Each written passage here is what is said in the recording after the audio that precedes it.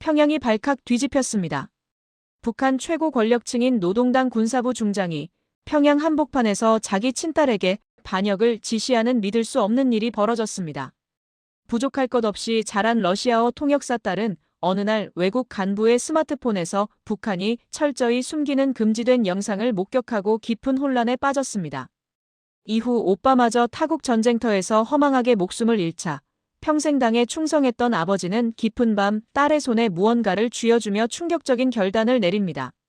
과연 최고 위층 아버지가 목숨을 걸고 건넨 물건은 무엇이며 딸에게 내린 지시는 무엇이었을까요? 오늘 이 이야기 꼭 끝까지 함께 들어주셨으면 좋겠습니다. 여러분의 구독과 좋아요 하나하나가 숨겨진 북한의 진실을 세상에 알리는 힘이 됩니다. 안녕하세요. 저는 리수연이라고 합니다. 제가 태어나고 자란 곳은 평양이었습니다. 사실 평양 이외의 지역은 거의 가본 적이 없었지요. 모란봉 기슭 바로 아래라 봄이면 진달래가 흐드러지게 피었고 아침마다 어머니가 창문을 열면 꽃향기가 방 안으로 밀려 들어왔습니다. 여러분도 아시다시피 우리 민족은 봄꽃을 참 좋아하잖아요. 북쪽이라고 다를 게 없었습니다.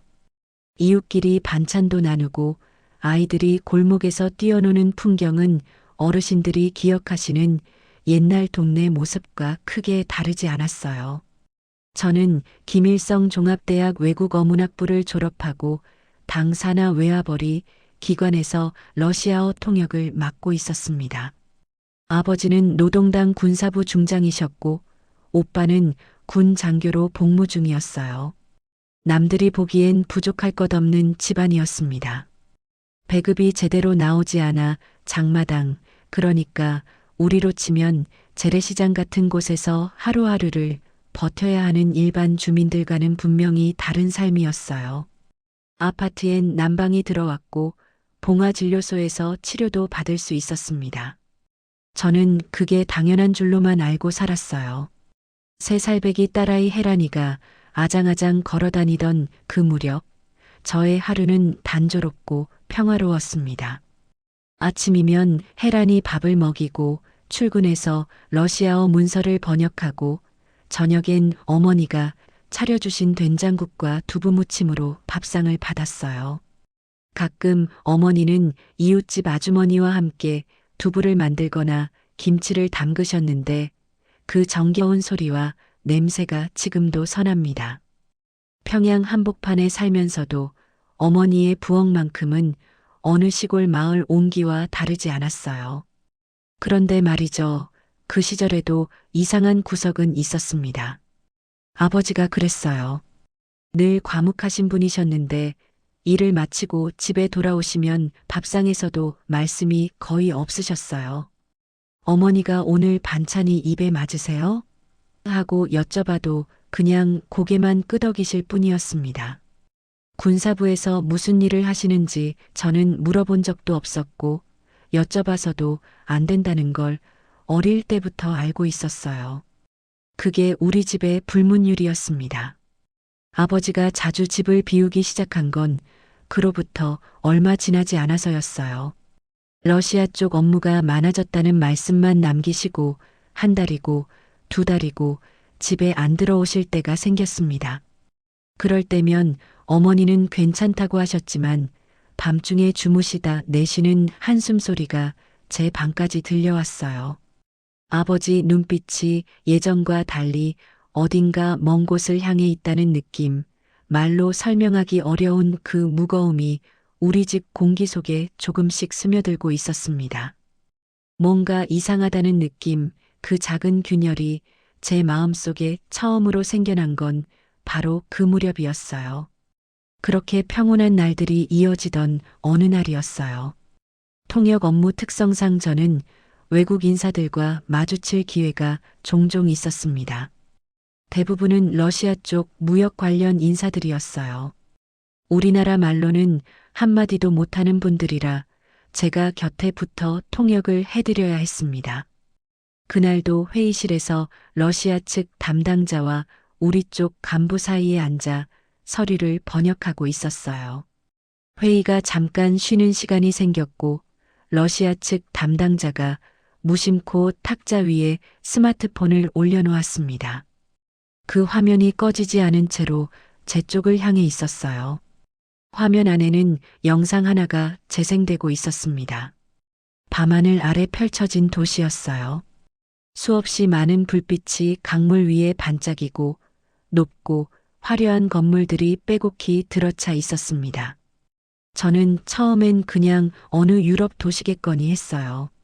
그런데 화면 한쪽 구석에 작은 글씨가 보였습니다. 서울솔. 순간 제 손이 멈췄어요. 우리가 배운 서울은 달랐습니다. 미제의 식민지, 빈부격차로 신음하는 도시, 노동자들이 길거리에서 굶어 죽는 곳. 그게 제가 평생 교육받아온 서울의 모습이었어요. 그런데 화면 속 그 도시는 눈부시도록 빛나고 있었습니다. 저는 아무렇지 않은 척 고개를 돌렸지만 심장이 이상하게 빠르게 뛰었어요. 그날 저녁 집에 돌아와서도 그 불빛이 머릿속에서 지워지지 않았습니다. 선전물이겠지, 조작된 영상이겠지, 스스로를 다독였어요. 그렇게 며칠을 버텼습니다. 하지만 한 달쯤 지났을까요? 결국 저는 조심스럽게 직장 동료 한 명에게 물어봤어요. 저보다 몇 살 위인 선배였는데 워낙 입이 무겁고 믿을 만한 사람이었거든요.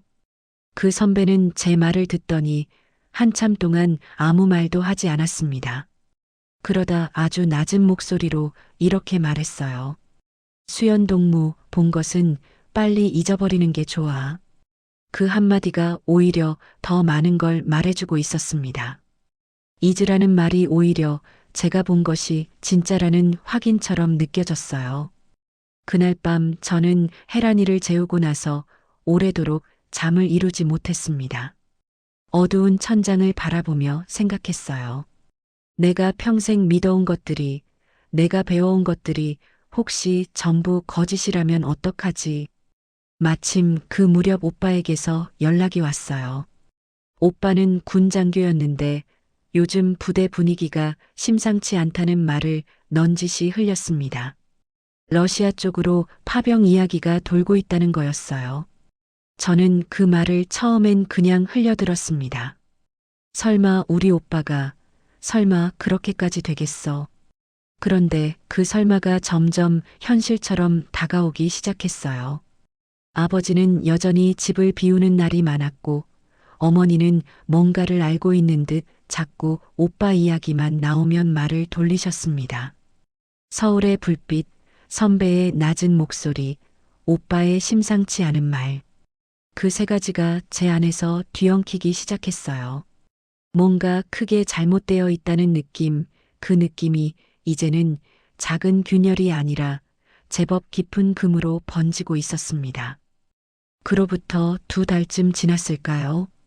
오빠의 말이 현실이 되는 데는 그리 오랜 시간이 걸리지 않았습니다.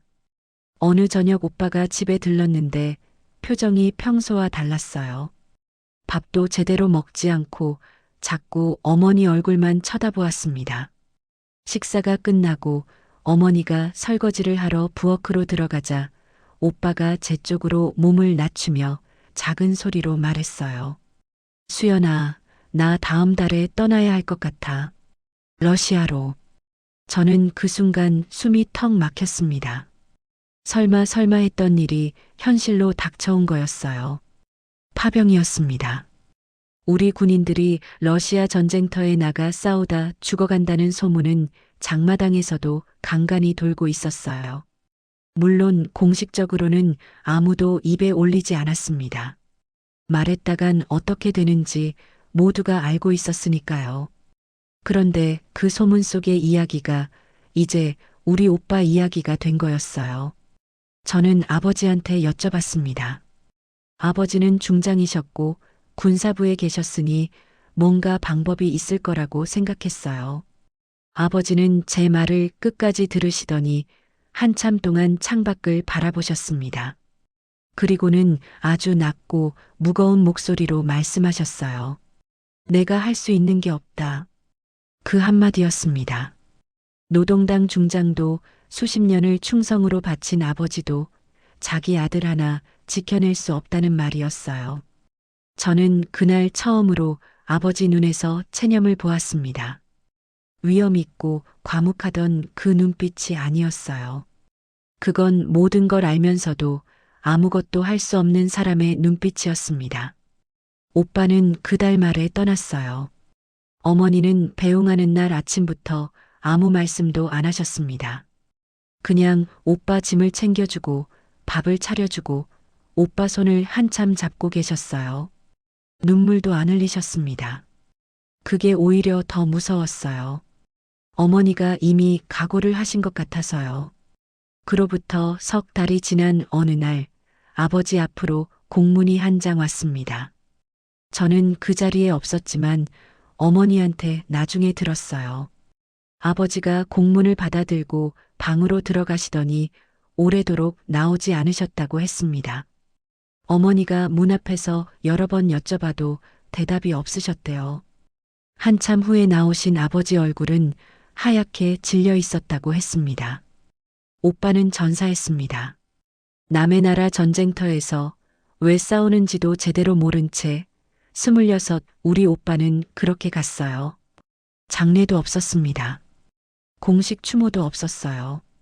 그저 공문 한 장이 전부였습니다.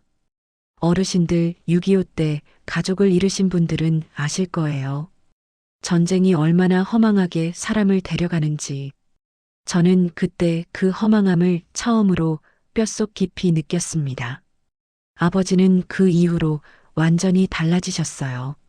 말수가 더 줄었고 밥을 먹다가도 멍하니 앉아 계실 때가 많아졌습니다. 저는 그런 아버지를 바라보며 생각했어요. 이 나라는 중장의 아들도 소모품으로 쓰는구나.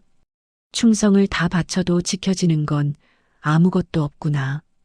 그 생각이 들자 제 안에서 무언가가 조용히 무너지기 시작했습니다.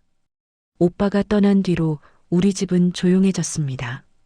소리가 없어졌다는 게 맞는 표현일 것 같아요. 밥상에서도 거실에서도 다들 말을 아꼈습니다. 어머니는 오빠가 쓰던 방 문을 닫아두셨고 그 방 앞을 지날 때마다 발걸음을 빨리 하셨어요. 저도 그 방 쪽은 쳐다보지 않으려 했습니다. 혜란이만 아무것도 모른 채 온 집안을 뛰어다니며 웃었어요. 그 웃음소리가 어떨 땐 위로가 됐고 어떨 땐 가슴을 더 시리게 했습니다. 그렇게 한 달쯤 흘렀을까요? 어느 늦은 밤이었어요. 혜란이를 재우고 제 방에 앉아 있는데 아버지가 문을 두드리셨습니다. 방 안으로 들어오신 아버지는 문을 닫고 제 맞은편에 앉으셨어요. 그러고는 한동안 말없이 저를 바라보셨습니다. 저는 아버지 눈을 보는 순간 심장이 내려앉는 것 같았어요. 그 눈빛이 예사롭지 않았거든요. 아버지가 천천히 입을 여셨습니다.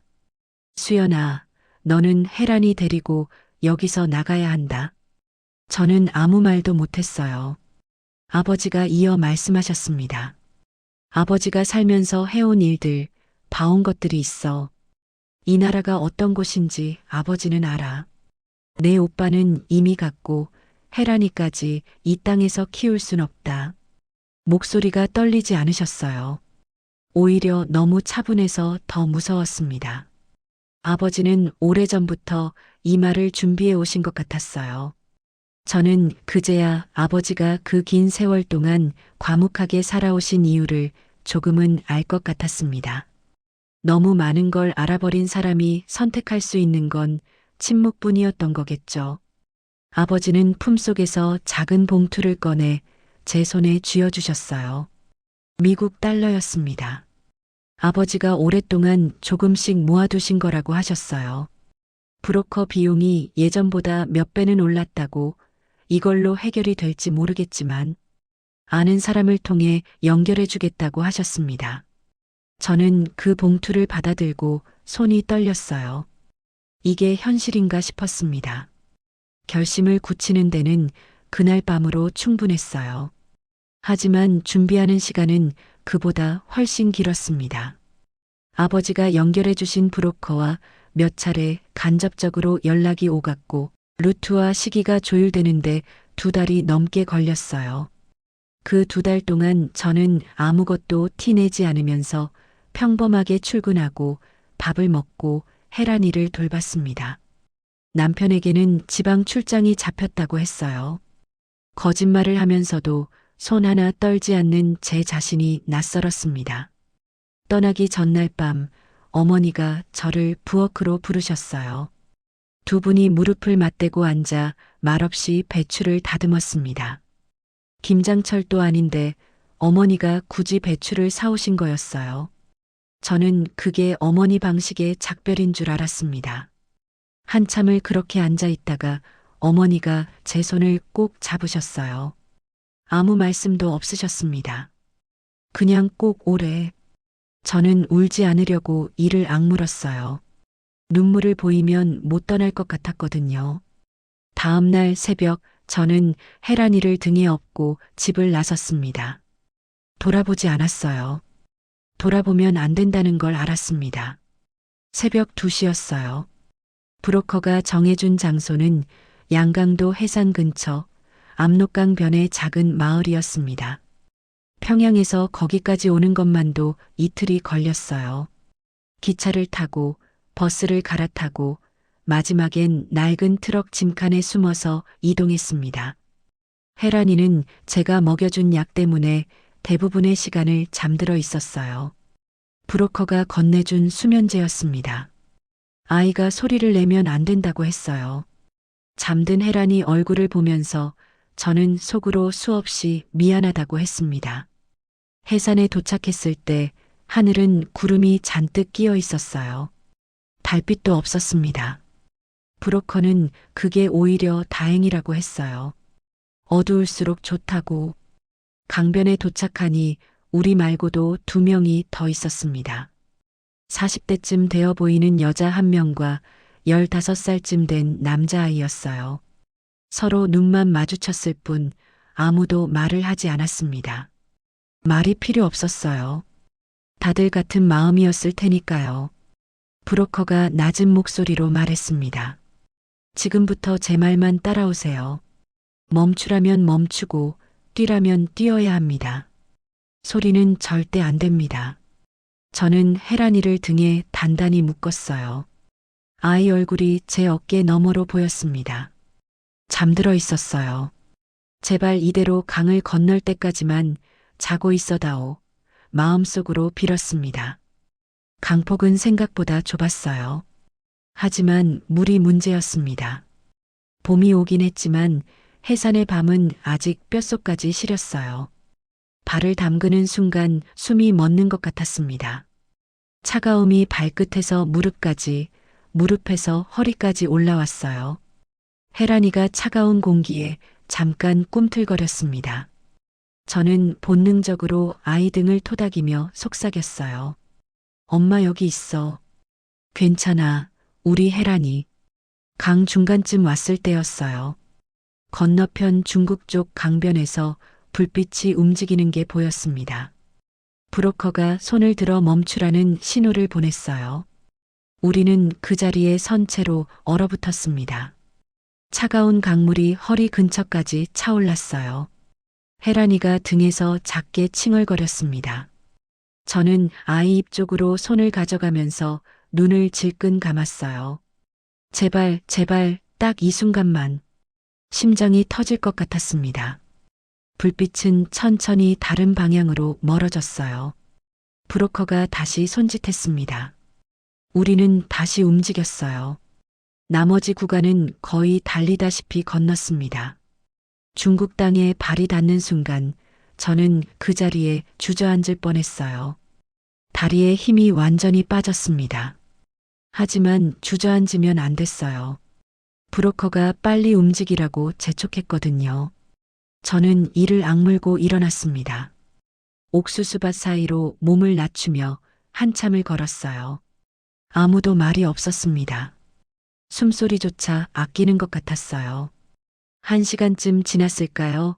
작은 흙길 끝에 낡은 차 한 대가 서 있었습니다. 브로커가 타라고 했어요. 저는 혜란이를 앞으로 안아들었습니다. 아이는 그제야 눈을 떴어요. 영문도 모른 채 저를 올려다보며 방긋 웃었습니다. 저는 그 웃음을 보고서야 비로소 눈물이 났어요. 소리 없이 그냥 눈물만 흘렀습니다. 강을 건넜다고 자유로워지는 게 아니었어요. 오히려 중국 땅에 발을 디딘 순간부터 새로운 공포가 시작됐습니다. 북한에서는 감시당한다는 걸 알면서 살았어요. 그런데 중국에서는 내가 존재해서는 안 되는 사람이었습니다. 신분도 없고 이름도 없고 어디에도 없는 사람. 그게 얼마나 무서운 건지는 겪어보지 않으면 모를 거예요. 브로커가 우리를 데려다 준 곳은 연길 근처 조선족 마을의 낡은 민가였습니다. 방 한 칸에 혜란이와 둘이 지냈어요. 창문엔 두꺼운 천을 쳐놓았고 낮에는 절대 밖에 나가면 안 된다고 했습니다. 밖에서 말소리가 들리면 숨을 죽여야 했어요. 혜란이는 왜 나가면 안 되냐고 자꾸 물었어요. 저는 그때마다 조금만 있으면 돼. 엄마 말 들어야 해라고 했습니다. 아이한테 진실을 말해줄 수가 없었어요. 며칠이 지나 그 집 주인 할머니가 조심스럽게 말을 건네셨어요. 조선족 분이셨는데 우리말을 하셨습니다. 밥은 내가 넣어줄 테니 소리만 내지 마오. 나도 위험하니까. 그 말이 얼마나 고맙던지요. 어르신들, 타지에서 같은 말을 쓰는 사람을 만나면 얼마나 반가운지 아시잖아요. 저는 그 할머니 목소리만 들어도 눈물이 날 것 같았습니다. 같은 핏줄이라는 게 이런 건가 싶었어요.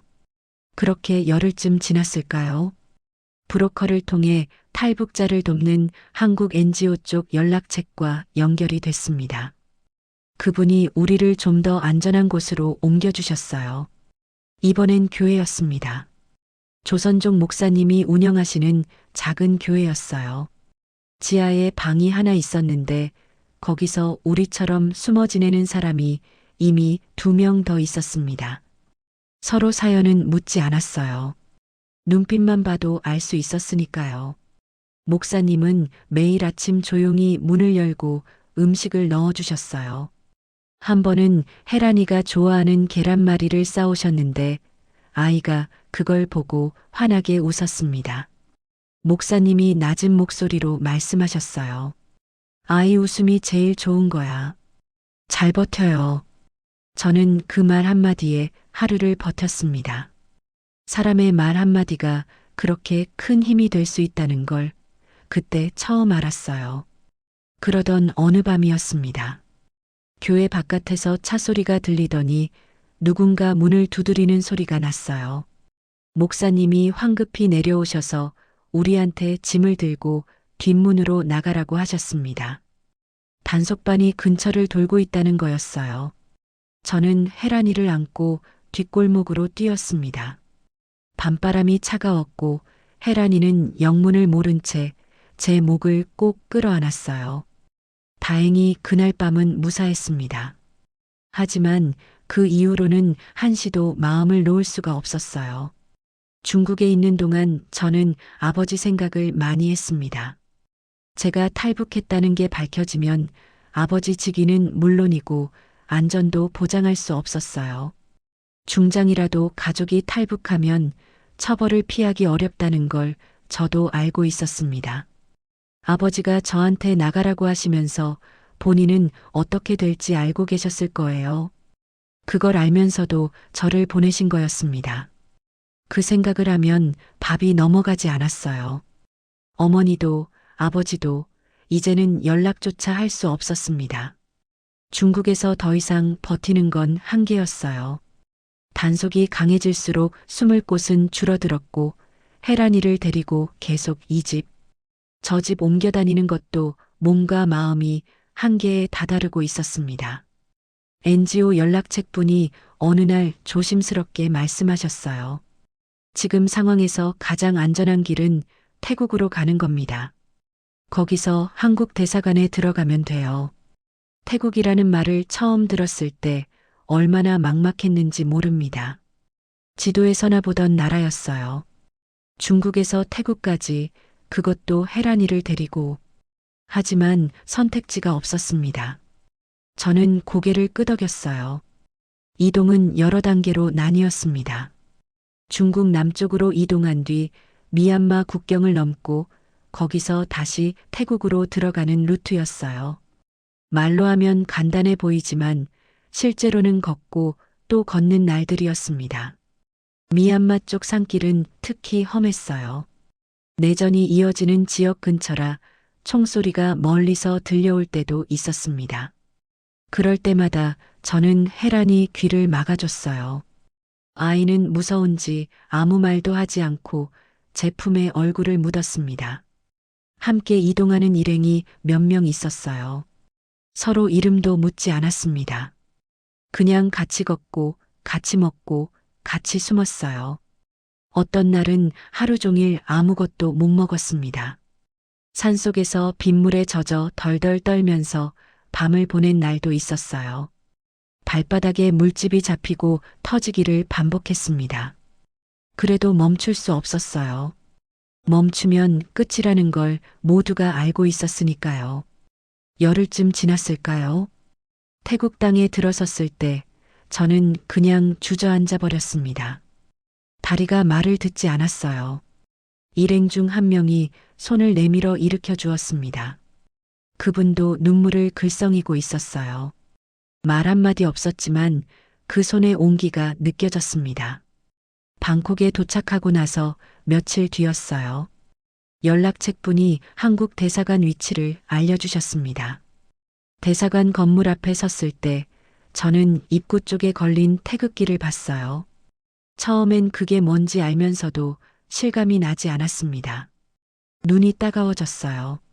남쪽 나라, 평생적으로 배웠던 그 나라의 깃발 앞에 서서 제가 울고 있었습니다. 그때 대사관 입구 쪽에 경비를 서고 있는 군인이 보였어요. 한국 군인이었습니다. 총을 들고 있었어요. 저는 순간 발이 멈췄습니다. 북한에서 총을 든 군인은 언제나 공포였어요. 누군가를 잡으러 오는 사람, 막아서는 사람, 두려움의 상징이었습니다. 그래서 반사적으로 몸이 굳었어요. 그런데 그 군인이 저를 봤습니다. 그리고 천천히 고개를 끄덕였어요. 눈빛이 따뜻했습니다. 위협도 감시도 경계도 아니었어요. 그냥 어서 오라는 듯한 눈빛이었습니다. 저는 그 눈빛을 보는 순간 온몸의 긴장이 한꺼번에 풀리는 것 같았어요. 다리가 후들거렸습니다. 혜란이를 꼭 안은 채로 한 걸음 대사관 안으로 걸어 들어갔어요. 그게 제 인생에서 가장 길었던 몇 걸음이었습니다. 대사관 안으로 들어서는 순간 한 직원분이 다가오셨습니다. 많이 힘드셨죠? 이제 괜찮습니다. 그 한마디였어요. 저는 그 자리에서 그만 울음이 터져버렸습니다. 얼마 만에 듣는 따뜻한 말인지. 중국에서도 산길에서도 누구도 저한테 괜찮다고 말해준 사람이 없었어요. 혜란이가 놀란 눈으로 저를 올려다봤습니다. 엄마가 우는 걸 처음 본 거였어요. 한국에 도착한 건 그로부터 얼마 지나지 않아서였습니다. 비행기에서 내려 처음 밟은 한국 땅, 공항 바닥이 그렇게 단단하게 느껴질 수가 없었어요. 하나원에 입소하면서 본격적인 정착 교육이 시작됐습니다. 처음엔 모든 게 낯설었어요. 말은 통하는데 말이 달랐습니다. 제가 쓰는 단어를 사람들이 못 알아듣고 사람들이 쓰는 말을 제가 못 알아들을 때가 많았어요. 같은 민족인데 이렇게 달라질 수 있구나 싶었습니다. 하나원 생활 중에 가장 충격이었던 건 따로 있었어요. 어느 날 교육 시간에 선생님이 투표용지를 보여주셨습니다. 지방선거 샘플이었어요. 선생님이 설명하셨어요. 여러분도 곧 이 용지를 받게 됩니다. 여기 적힌 사람들 중에 마음에 드는 사람을 고르면 돼요. 아무도 뭘 찍으라고 강요하지 않아요. 저는 그 말이 한동안 머릿속에서 떠나지 않았습니다. 아무도 강요하지 않는다. 북한에서 선거는 찬성 아니면 반역이었어요. 선택이 없었습니다. 그런데 여기선 진짜로 고를 수 있다는 거였어요. 그게 그렇게 낯설고 또 벅찼습니다. 그리고 말이죠. 제가 처음 한국 군인을 가까이서 본 건 하나원에서였어요. 시설 경비를 서는 분들이었는데 총을 들고 있었습니다. 저는 또 반사적으로 숨을 참았어요.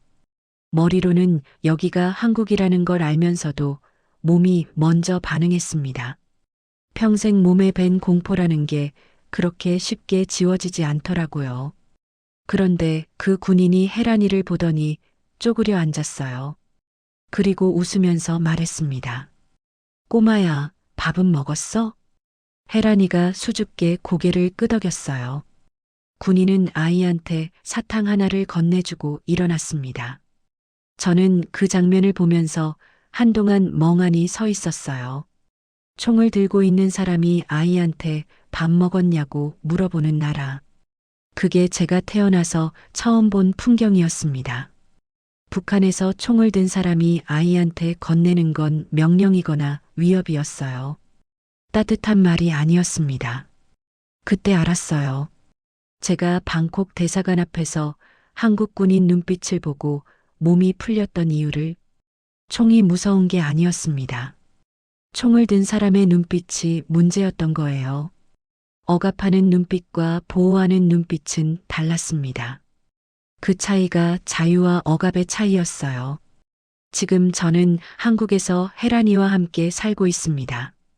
아이는 이제 동네 친구들이랑 뛰어놀고 학교에 다니고 하고 싶은 말을 하고 싶을 때 합니다. 저는 그 모습을 볼 때마다 아버지 생각이 납니다. 아직 연락이 닿지 않아요. 살아계신지도 모릅니다. 하지만 저는 믿고 싶어요. 아버지가 저를 보내신 건 이 모습을 보라고 하신 거라고. 여러분, 우리 세대의 통일을 볼 수 있을까요? 저는 그날이 오면 제일 먼저 아버지한테 달려가고 싶습니다. 말없이 손만 잡아도 될 것 같아요.